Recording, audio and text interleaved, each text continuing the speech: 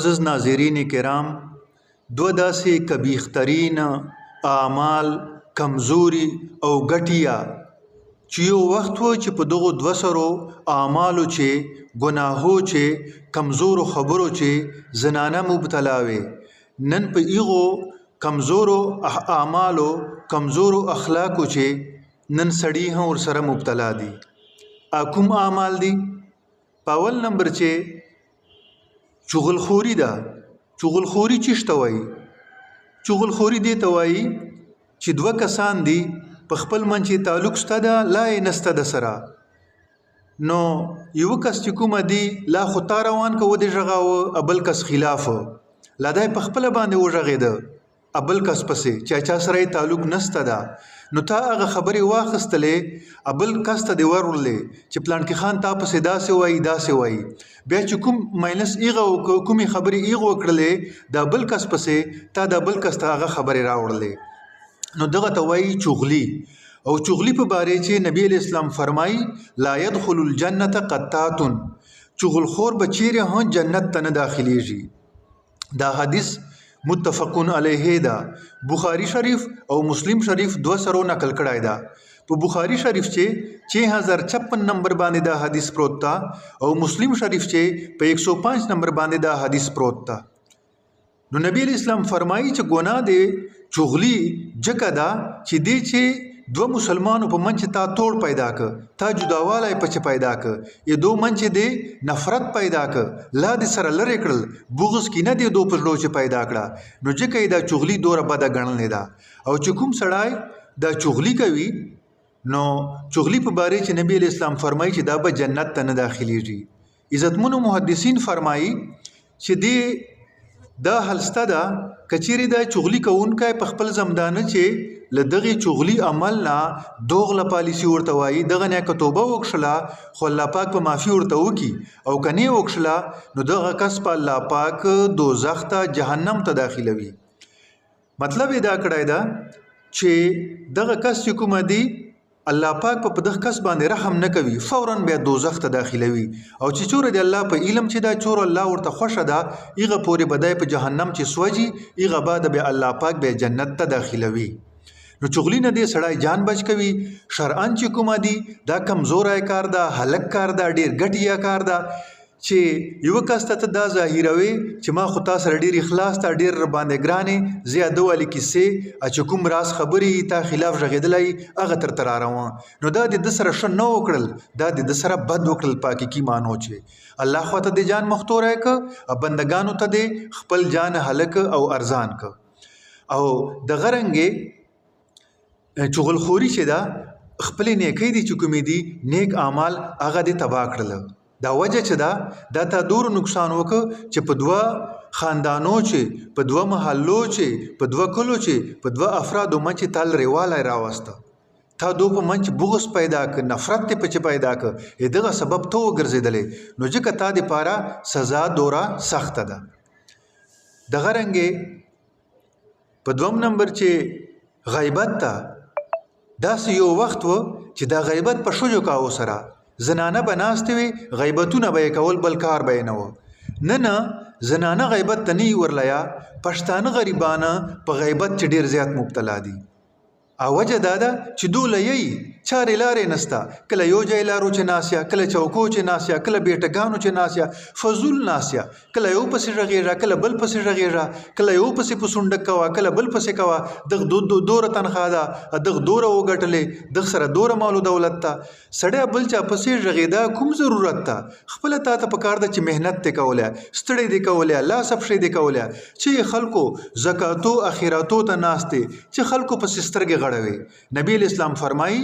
یو صحابي ورته راغی، نو نبی علیہ السلام سره لاس میلاو کو، نو ایغ صحابي لاس ډیر کلک و. نبی علیہ السلام ورته وفرمایل وی پلانکي خانه دا لاس ته ولې سخت دي؟ و یا رسول الله زه خو محنتکش یم، مزدوري کوم، مزدورکار یم. نو نبی علیہ السلام یې غلاس ونیوی او چپې که. نبی علیہ السلام ورته وفرمایل الکاسب حبیب الله، کوم کس چې په خپل لاس سره محنت کوي، مشقت کوي، مزدوري کوي، دغه دی الله دوست ته. صرف دې ته الله دوست نه وایي چې ته بس منجو ته تراو ته تبلیغو ته روزو ته نفلو ته دغه ته ورتسلای نه کوم کس چې په خپل لاس سره په خپل مټ سره ګټل کوي دغه ته نبی علیہ السلام دی الله دوست الله ولی ویلای دا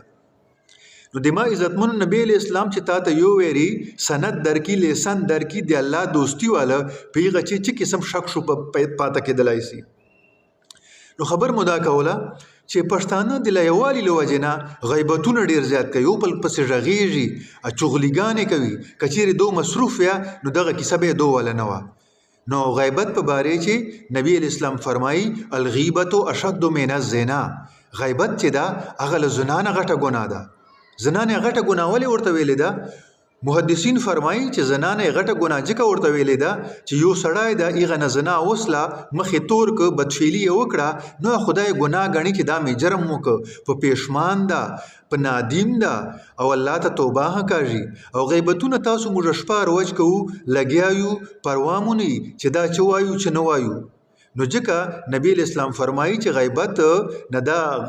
لزنانه ځکه غټه ګناه ده چې زنا خو ته غني ګناه پیغه توبه الله ته وکاږي او دا غیبت چې د په دې باندې توبه نه ورته کاږي او کومه ګناه چې په ګناه نه وګڼي نو هغه ګناه بیا ډیره غټه سي نو ځکه دا لزنانه غټه ده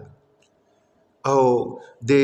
غیبت معافی طریقه دادا چې کچېره سړی زمدای و د سړی ته خبر ور رسیدلې وا بیا بتلی کس نه معافی غواړي چې کله هغه معافی ترته وکي الله به معافی درته وکي کچېره هغه کس نه کی معاف الله دې نه معاف کوي کچېره دا کس وفات و مرس نه یې غاباد چې کومه دی دا کس ته دې سړی دعاګانې کوي او سره دې الله نه اوس معافی غواړي تر چوره پورې چې دا کس ته تاول خبرې نه ور رسیدلې چې دا کوم کس ته غیبت کړای دا په دغه حالت چې ها محدثین فرمایي فقها فرمایي چې الله ته د لاس سړای ونشي ورته ودې زاړي چې الله مان غلطه سلیدا ته معافی ورته وکا نو الله به معافی ورته وکي لا پورې دغه معاملې دغه تاول عمل حقوق الله سره تعلق ساتي الله درته معاف کولای شي خو کچېره هغه کس خبر سه چې اچھا د غیبت کړای دا بیا بلیغ نه معافی غواړي الله وایي چې دغه معافی زنه سره کولای ما دغه ذمہ نه دا خسته او عزتمنو دا یو خبر مشهور ده مشت چاول غیبت کو بیا ورته وایي چې نه دا خبر ستپچي نبی اسلام ته یو صحابي فرمای چې یا رسول الله کله یو کس چې یو خبري امور هغه خبره پسې وکړو چې د پلان کې خان داسې کار کوي نو بیا به غیبت چې راځي نو نبی اسلام ورته فرمایي چې او غیبت چې خود راځي کچېره د چې یو عیب یو کمی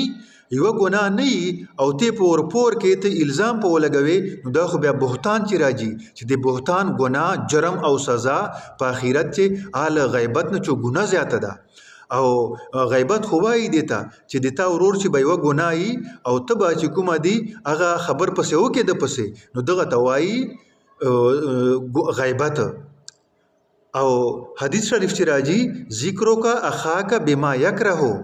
وې ته ورور پسې چې کومه هغه ژغیداو کې چې ادای بد غني ناخوشوي نو دغه توای غیبت خدای دې نه کوي یو سړی غلا کوي یو سړی درواغ وایي یو سړی دوکې کوي یو سړی خیانت کوي لمونځ نه کوي روزې نه لري ته جای په جای پسې ژغېږې نو تا دا غټ جرم وکړه عظیم ترین جرم دی وکړه ګناه کبیره دی وکړله چې دا ته پسې وژغېدلې دا د غیبت وکړه او د دغه غیبت سزا چې د نبی اسلام فرمایي چې دا زنانه ډیره غټه ده نبی اسلام په بیانو چې یو صحابیه ده نو ایغه بلې نبی اسلام بیبي په باره چې و فرمایله نبی اسلام هغه دالتر واده کړی و ورته فرمایي نبی اسلام ته یا رسول الله د پلان کې خېله خو ډیره ټیټوکې نه ده نو نبی اسلام ورته فرمایي وای کچېره تا دا خبره الله پاک سمندر ته ور واچوي سمندر چوڑائی او د لمبائی د گہرائی پته یې نسته ده نو دغه سمندر ته کا ور واچي د ټول سمندر وب بترخي کی غیبت دورا غټي کار ده او غټي عمل ده امام بخاری رحمت الله علیه د احادیثو کتاب لیکلای ده د فرمایي وای ما نه یادېږي چې ما په خپل زمدانه چې چا ول غیبت کړای نو عزتمنو عرض می داو چې غیبت نه دی سړی جان بچ کی په دې باندې الله ناراضه کیږي او د الله بندا ناراضه کیږي کچېره د چا خیر خوای نو لوسپیکرو چې بیا چا اسلامه کوا چوکو بیٹکانو چې چا اسلامه کوا وره ورڅه اختخاص مینت وکا چې دا کار مکوا دا ګناه ده د غرنګي یو سړی دا یوه غلطي ده په چې چا سره